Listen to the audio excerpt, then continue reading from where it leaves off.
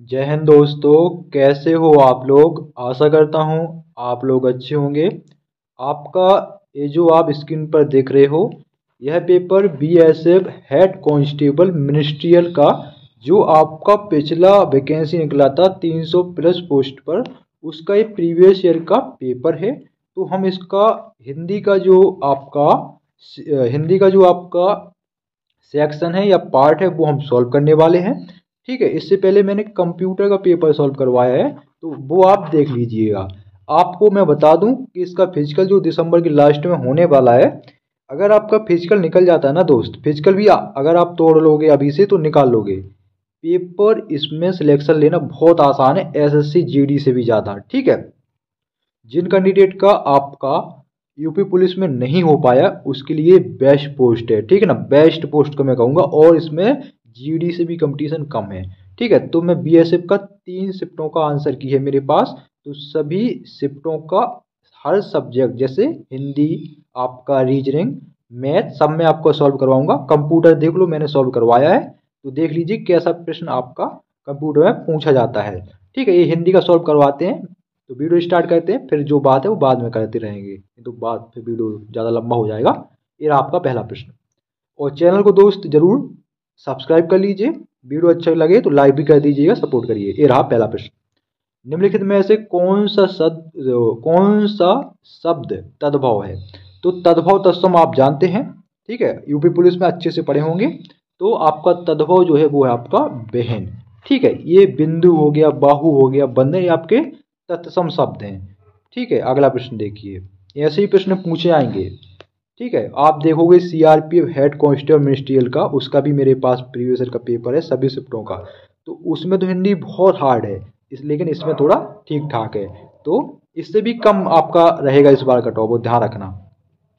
अगला प्रश्न है, बस फिजिकल पर फोकस कर लो, फिजिकल निकल गया पेपर पर लग जाओ, हो जाएगा। पावक का सही संधि विच्छेद रूप चुनिए। तो पावक का जो होगा वो होगा प प्लस अक, ऑप्शन 4 आपका सही हो जाएगा। ठीक है, अगला प्रश्न देखिए। अगला प्रश्न है आपका, निम्नलिखित विकल्पों में से कौन सा विकल्प अंतरंग शब्द का विलोम शब्द है? तो अंतरंग जो शब्द है, इसका जो विलोम शब्द होगा वो होगा बहिरंग। क्या होगा? बहिरंग। ऑप्शन 3 सही हो जाएगा। अगला प्रश्न। अगला प्रश्न है, अपनी नींद सोना, अपनी नींद जगना, लोकोक्ति का अर्थ निम्न में से होगा।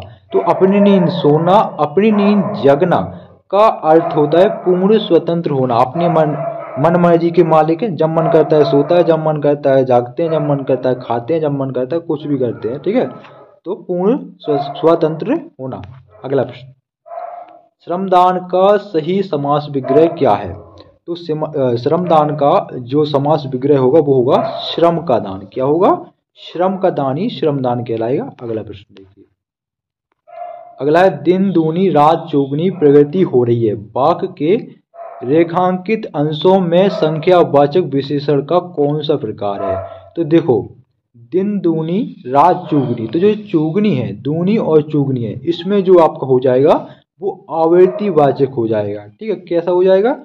आवर्ती चल रही है ना, दिन आ रहा है, रात आ रहा है। ठीक है, तो आपका आवर्ती वाचक हो जाएगा। ऑप्शन 1 सही हो जाएगा। अगला प्रश्न देखिए। अगला है, स्वर्ग प्राप्त में कौन सा समास है? तो इसमें हो जाएगा कर्म तत्पुरुष समास। कौन सा? कर्म तत्पुरुष समास इसमें हो जाएगा। ठीक है, स्वर्गवास में। अगला प्रश्न देखिए। कनक का अनेकार्थिक शब्द नहीं है, तो इसका रेणु जो है अनेकार्थी शब्द नहीं होगा। अनेकार्थी शब्द या पर्यायवाची शब्द समझ लीजिए, थोड़ा सिमिलर होता है। ठीक है, तो कनक का अर्थ गेहूं होता है, सोना होता है, धतूरा भी कह सकते हैं, लेकिन रेणु नहीं होता है।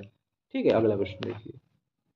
निम्न में से गरल का विलोम शब्द है? तो गरल का विलोम शब्द होगा सुधा।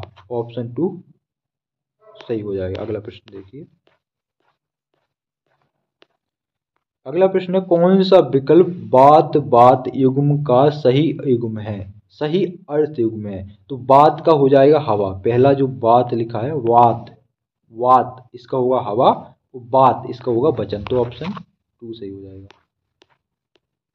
अगला, राम कहानी में कौन सा समास है? तो राम कहानी में तत्पुरुष समास है। ठीक है, राम कहानी, राम की कहानी। अगला प्रश्न, आधी अधूरी इच्छा से किया गया कार्य कभी पूर्ण नहीं होता है। इस वाक्य में इच्छा का प्रयोग किया गया है, निम्नलिखित में से जो शब्द इसका पर्यायवाची नहीं है उसका चयन करें। तो इच्छा का जो पर्यायवाची नहीं है वो है मोह। इच्छा का इप्सा भी होगा, अभिलाषा होगा, चाह, ये सभी तीनों इच्छा के पर्यायवाची हैं, लेकिन जो मोह है ये आपका इच्छा का पर्यायवाची नहीं है। ऑप्शन 1 सही हो जाएगा। अगला प्रश्न, निम्नलिखित वाक्यांश के लिए सार्थक शब्द का चयन कीजिए। तो जो विधि या कानून के विरुद्ध हो वो अवैध कहलाता है। कैसे कहलाता है? अवैध। ये एसएससी जीडी में पूछा गया है अभी 2024 के पेपर में, देख लेना, मैंने सॉल्व करवाया है इसको। भयंकर का संधि विच्छेद रूप निम्न भयंकर का सही संधि विच्छेद रूप नीचे दिए गए विकल्पों से चुनिए। तो भयंकर का जो संधि विच्छेद होगा वो होगा भयम कर। क्या हो जाएगा? भयम कर। ठीक है, ये तो फालतू में उसने लिख दिया, ये तो होगा नहीं।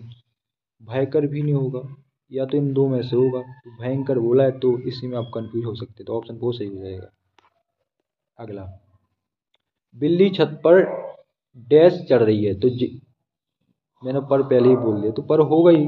दिल्ली छत डैश चढ़ रही है, दिल्ली छत पर चढ़ रही है, कि दिल्ली छत को चढ़ रही है, दिल्ली छत में चढ़ रही है, दिल्ली छत से चढ़ रही है। तो बिल्ली जो है वो आपका छत पर चढ़ रही है। ऑप्शन 2 सही हो जाएगा। ठीक है, ऐसे ही आसान से प्रश्न पूछे गए यूपी पुलिस का, तो बहुत आसान है इसमें। ठीक है ना। मुहावरा अंधे को दिया, मुहावरा है आपका अंधे को दिया दिखाना का उचित अर्थ क्या होगा? तो इसका अर्थ होगा व्यर्थ कार्य करना। वो अंधा है, वो क्या याद देख पाएगा? ठीक है, तो व्यर्थ काम होगा। अगला प्रश्न देखिए, ये है आपका 5 नंबर का गद्यांश। टोटल 20 नंबर का प्रश्न पूछा जाता है, 20 नंबर का। तो इसमें 5 नंबर का ये गद्यांश है। तो आपको एक पहले गद्यांश, कॉम्प्रिहेंशन या पैसेज आप समझ लीजिए, इसको आपको पहले अच्छे से पढ़ लो। ठीक है, इसको पूरा पढ़ना है आपको। नगर हमारा प्राकृतिक निवास स्थान नहीं है। मनुष्य की काम धंधे की आवश्यकताओं एवं इच्छाओं से हमने नगरों में निवास कर लिया है। परमात्मा की यह इच्छा कदापि नहीं थी कि हम विश्व में आकर ईंट, लकड़ी तथा पत्थरों की गोदी में पलकर मनुष्य बने। तो ये देख लीजिए। ठीक है, तो स्टार्ट करते हैं, पढ़ लेना। तो प्रश्न है गद्यांश से आपका। गद्यांश में हमें संदेश मिलता है पर्यावरण का संरक्षण। तो आपने किस टॉपिक में पढ़ा है? आप ध्यान से सुनिए। नगरों में सुख सुविधा जुटाने का, वृक्षारोपण करने का, या प्रकृति के निकट रहने का। तो ऑप्शन 4 हो जाएगा, प्रकृति के निकट रहने का। कैंडिडेट ने क्या लगाया? ऑप्शन 4 ही लगाया है। ठीक है, अगला देखो। अगला है, देखो, जो सदा व्यापार के नशे में लीन रहते हैं वे विशाल जगत में पृथक हो जाते हैं। यह आपका जो लिखा है ना, ये आपका यही लिखा होगा। आप देख लीजिए इसी कॉम्प्रिहेंशन में। देखो मैं ही देखता हूँ, ये लिखो, देखो ये लिखा है। ठीक है, तो पैसेज का एक पैसेज ऐसा होता है जैसे क्लो टेस्ट बोलते हैं। तो उसमें आपको, जैसे आपका वो नहीं होते खाली स्थान बना देते, तो उसमें अपने सेंस के अनुसार भरना पड़ता है। ठीक है, ऑप्शन के अनुसार सेंस देंगे। लेकिन जो पैसेज होता है, जो गद्यांश होता है, उसके प्रश्न आपको उसी में मिल जाते हैं। इसको आप पढ़ोगे तो इसी में मिल जाएंगे। तो देखो ये मिल गया ना, कि जो सदा व्यापार के नशे में नहीं रहते हैं वे विशाल जगत के पृथक होते चले जाते हैं। नगरों में निवास का कारण है काम धंधे की आवश्यकता। तो अब मैंने यहाँ शुरुआत में क्या पढ़ा था? काम धंधे की आवश्यकता। ठीक, आखिरी गद्यांश में मानव का प्राकृतिक निवास स्थान किसे बताया गया है? तो प्रकृति की गोद। ऑप्शन 4 सही हो जाएगा। तो ये थे भाई साहब। आगे जो है आपका जनरल इंटेलिजेंस का, तो इसका भी मैं सॉल्व करवा दूंगा। ठीक है, इसमें देखो क्लरिकल एप्टीट्यूड रहता है, तो वो रीजनिंग ही है। ठीक है ना, क्या है वो? रीजनिंग ही है। लेकिन उसमें 2-3 क्वेश्चन ऐसे हैं जो इंग्लिश के पूछे गए हैं, जैसे स्पेल्ड वर्ड, गलत मीनिंग वगैरह, तो वो भी आपका सॉल्व करवा दूंगा। टोटल 40 नंबर की रीजनिंग पूछी जाएगी। क्लरिकल एप्टीट्यूड और रीजनिंग ही है। ठीक है, तो वीडियो समाप्त करते हैं। 20 में से कितना कर पाए तो बता देना। वीडियो कैसा लगा वो भी बताना। कहाँ से देख रहे हो कमेंट बॉक्स में बताना यार। जय हिंद।